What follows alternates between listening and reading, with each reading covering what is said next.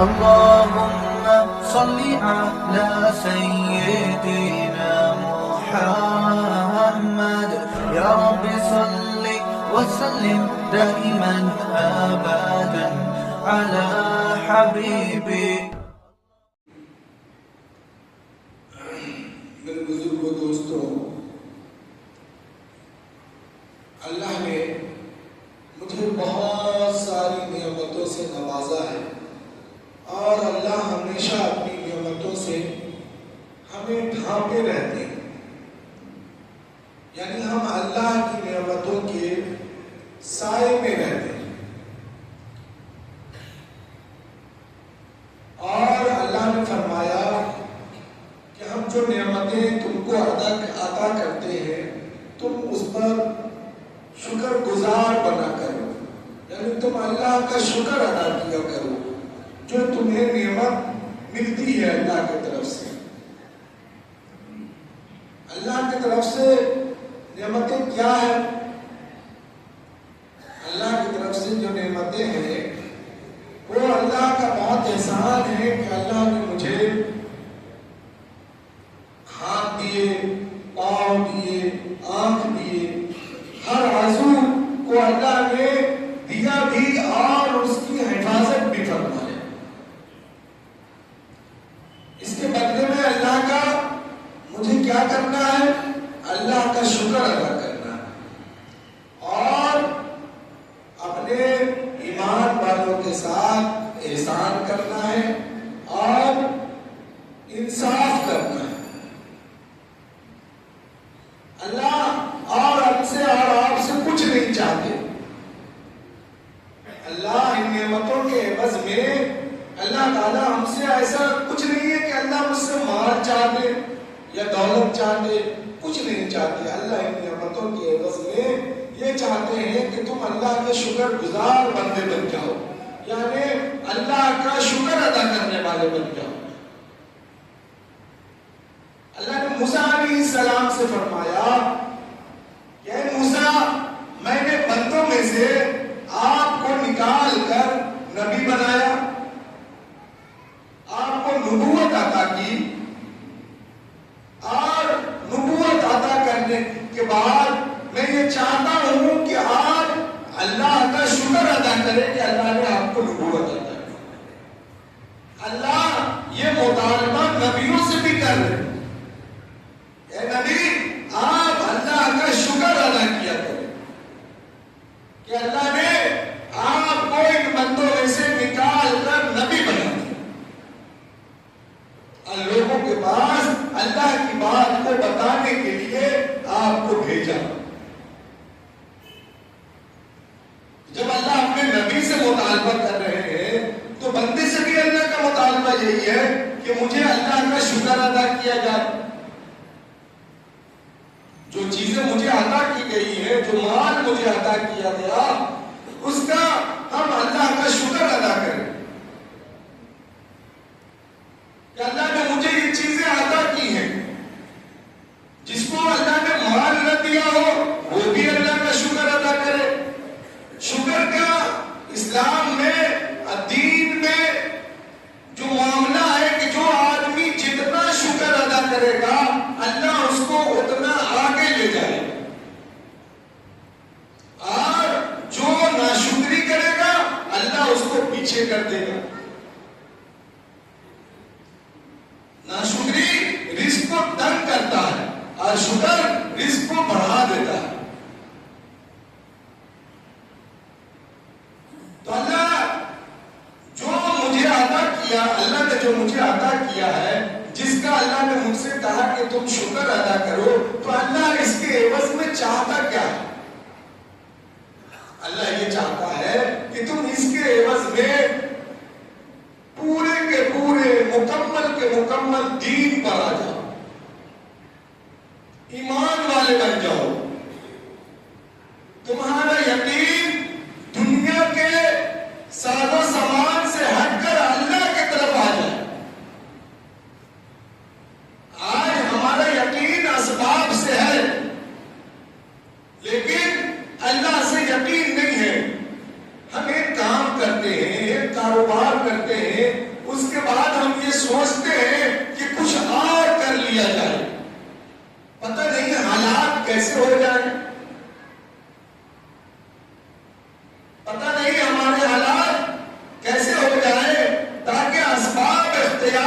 جائے، کچھ مال بنا لیا جائے کہ اگر یہ کام خراب ہو گیا تو ہم نے جو مال خریدا ہوا ہے یا جمع کیا ہوا ہے اس سے ہم اپنی بھرپائی کر سکیں.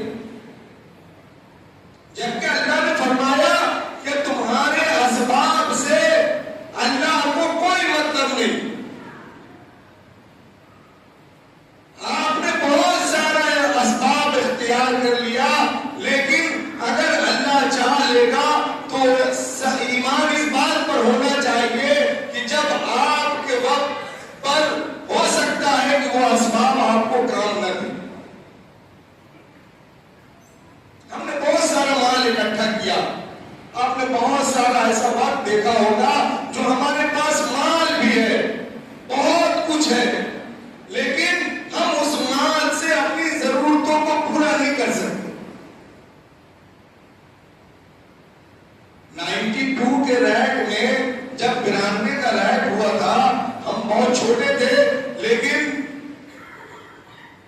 اس وقت آدمی کے پاس پاکٹ میں بہت سارا مال پڑا ہوا تھا، بہت سارے روپیے تھے، لیکن لوگ لائن میں کھڑے ہیں.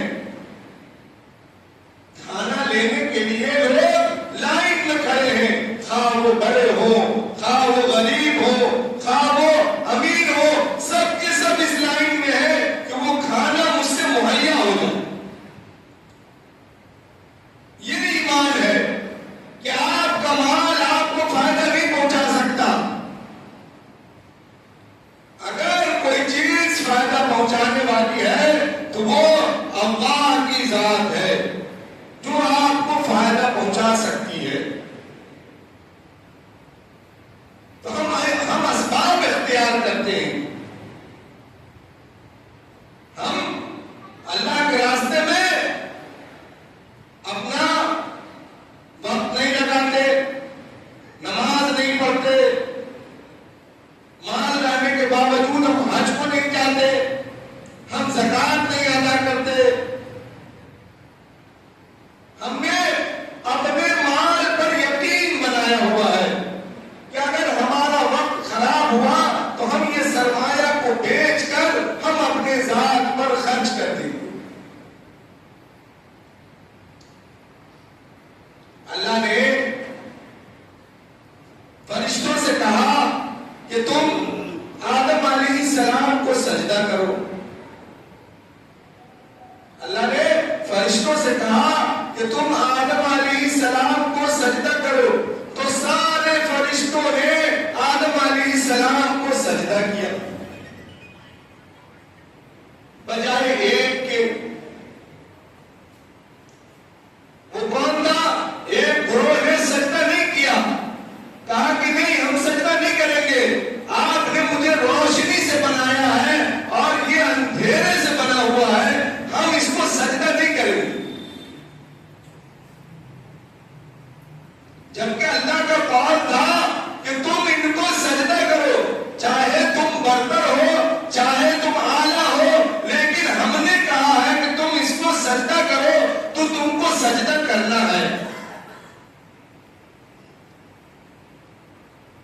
ایمان اور تقاضا اسی بات پر لا کر آپ کو روکتا ہے کہ اللہ جو کہتے ہیں اس عمل کو کرنا ہے.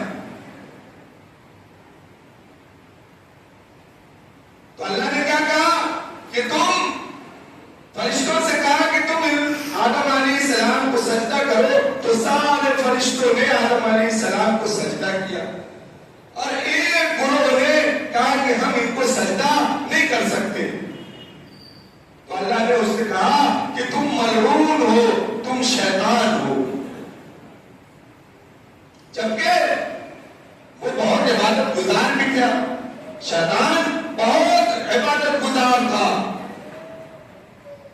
بہت پڑھا لکھا تھا، اللہ نے علم نے اس کو بہت عطا کیا تھا، لیکن اللہ نے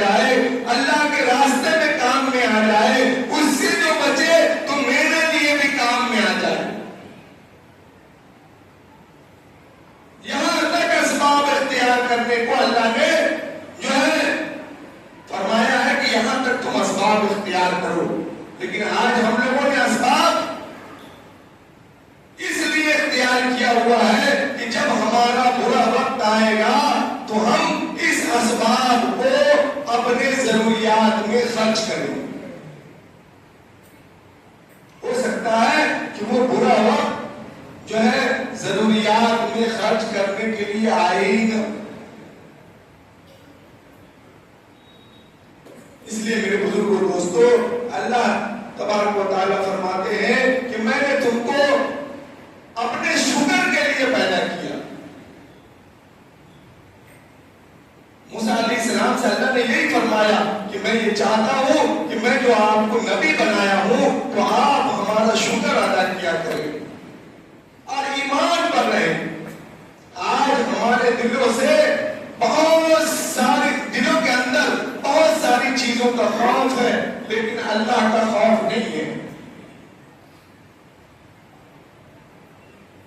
اللہ کے نبی صلی اللہ علیہ وسلم کے بارے میں آتا ہے کہ جب آندھی آتی، جب تیز بارش ہوتی تو آپ صلی اللہ علیہ وسلم مسجد کی طرف چلے جاتے، مسجد میں بیٹھ جاتے، اللہ سے دعا کرنے لگتے۔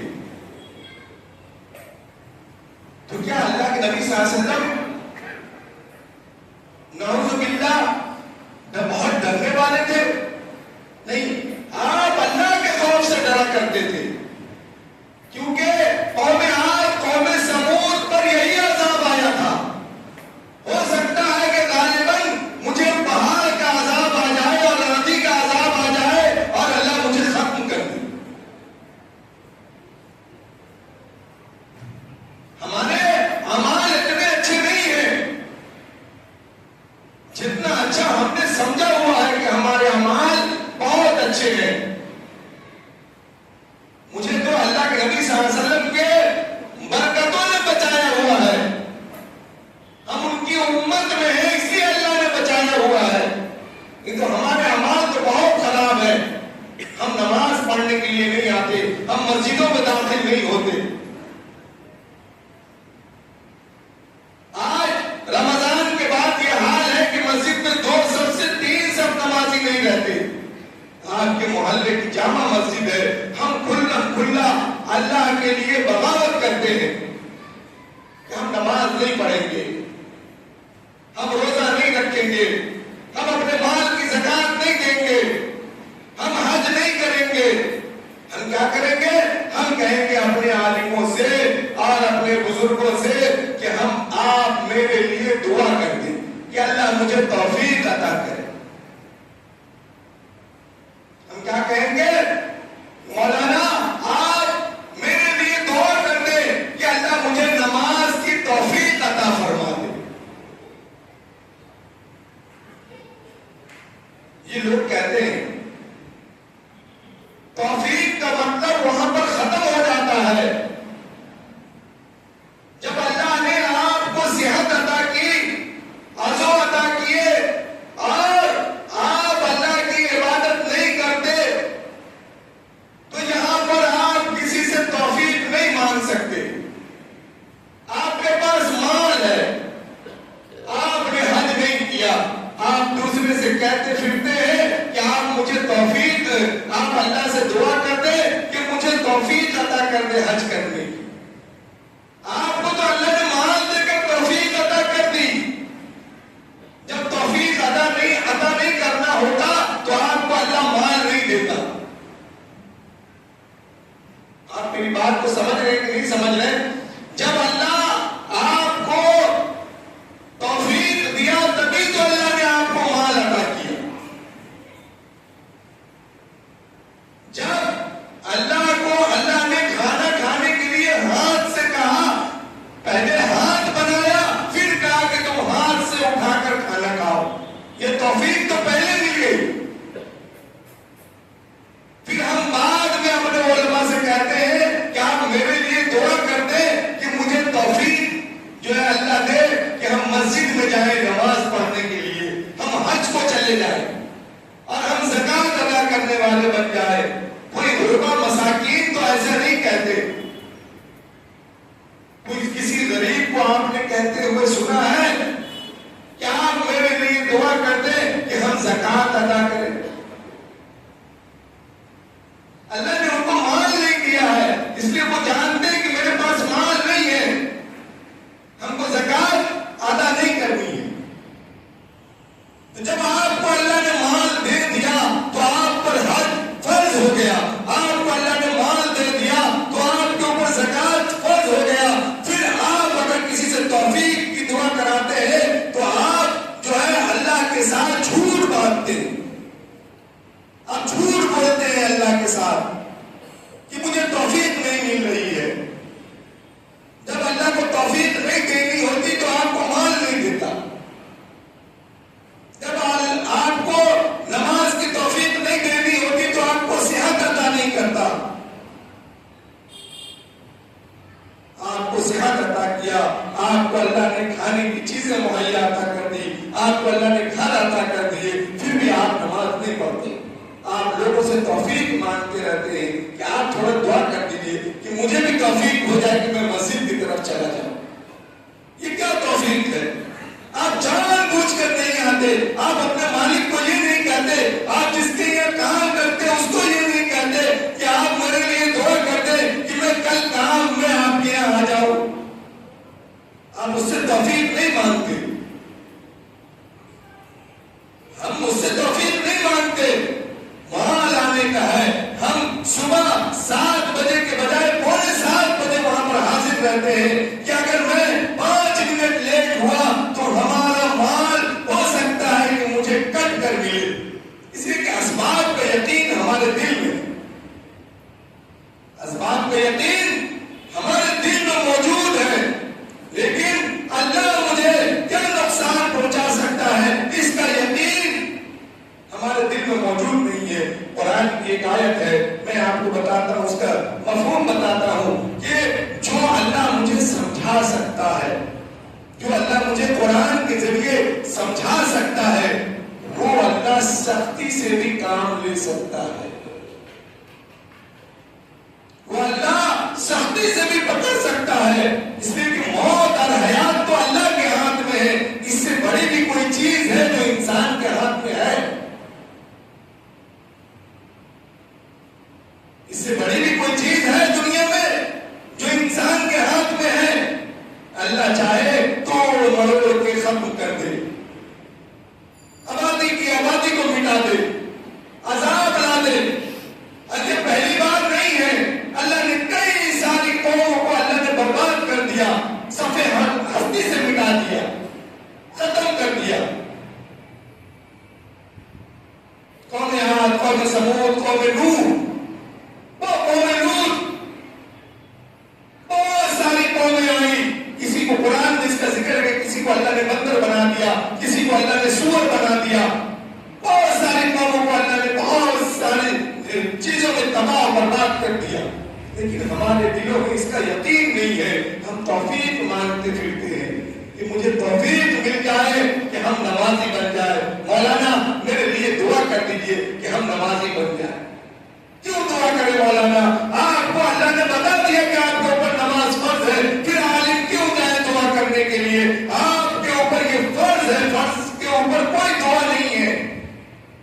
جب کوئی چیز فرض ہو گیا میرے اوپر تو اس کے اوپر کوئی دعا نہیں، کوئی توفیق نہیں. آپ کھانے کی توفیق نہیں مانگتے، آپ مکان کی توفیق نہیں مانگتے، آپ بہت ساری چیزوں کی توفیق نہیں مانگتے، آپ نماز کی ہی توفیق مانگتے ہیں کہ آپ میرے لیے دعا کر دیں کہ ہم نمازی بن جائیں، ہم حج کرنے والے بن جائیں، ہم زکات دینے والے بن جائیں. کیوں؟ کیونکہ آپ علماء سے اپنا پیچھا چھوڑاتے ہیں تاکہ یہ عالم کہے کہ یہ بیچارہ تو توفیق مانگ رہا ہے، یہ مسجد نہیں پہنچ پا رہا. لیکن آپ یہ نہیں جانتے کہ جس سے آپ توفیق مانگ رہے ہیں وہ عالم آپ سے زیادہ صحیح ہے. وہ جانتا ہے کہ آپ مسجد جانا نہیں چاہتے، آپ نماز پڑھنا نہیں چاہتے، آپ حق پر رہنا نہیں چاہتے. میرے بزرگوں دوستو، اللہ نے مجھے جو زندگی عطا کی ہے اس کا ایک حق ہے ہمارے اوپر. وہ کیا حق ہے؟ کہ ہم اللہ کا شکر کرنے والے بنے. اللہ تعالیٰ ہمیں اور آپ سے ہمیں اور آپ کو دین پر چلنے کی اور اللہ کے حکموں کو سمجھنے کی اور نماز پڑھنے کی توفیق عمل عطا فرمائے. آپ کی مسجدیں خالی ہیں، قیامت کے دن آپ کی مسجدیں آپ سے سوال کریں گی. اگر خالی ہوتی تو جمعہ کو بھی خالی ہونی چاہیے تھی کہ آبادی نہیں ہے. جمعہ کے دن ماشاءاللہ بہت ساری جگہ پھول ہے، اس کے باوجود بھی جگہ نہیں ملتی، اس کے باوجود بھی مسجد میں جگہ نہیں ہوتی نماز پڑھنے کی. یہ مسجدیں آپ سے سوال کریں گی قیامت کے دن. اللہ کہے گا کہ بتاؤ ان لوگوں نے تمہارے ساتھ کیا کیا. تو مسجد کہے گی کہ پروردگار عالم یہ سارا کام کرتے تھے، یہ اپنی عید بھی اچھی مناتے، یہ اپنے شادی بیاہ بھی اچھے طریقے سے مناتے، یہ کپڑے بھی بہت اچھے زیب تن کیا کرتے تھے، لیکن مسجد نہیں آتے. لیکن مسجد میں نہیں آتے، ہمارے یہاں نہیں آتے، نماز نہیں پڑھتے. آپ کا کوئی حربہ وہاں نہیں چلے گا. اس لیے آپ اللہ سے ڈرنے والے بنے. اللہ نے جو دین عطا کیا ہے بہت ساری چیز کھلے لفظوں میں نظر نہیں آتی ہے، لیکن قرآن جگہ جگہ، حدیث جگہ جگہ فرماتا ہے کہ جس نے دین کے اوپر قائم رہے گا اور اللہ کے حکموں کو پورا کرے گا، اللہ نے فرمایا کہ اس کی ذمہ داری ہم لیتے ہیں کہ ہم اس کے باقی کام کو بھی ٹھیک کر دیں گے، باقی زندگی کو بھی ہم اس کی ٹھیک کر دیں گے.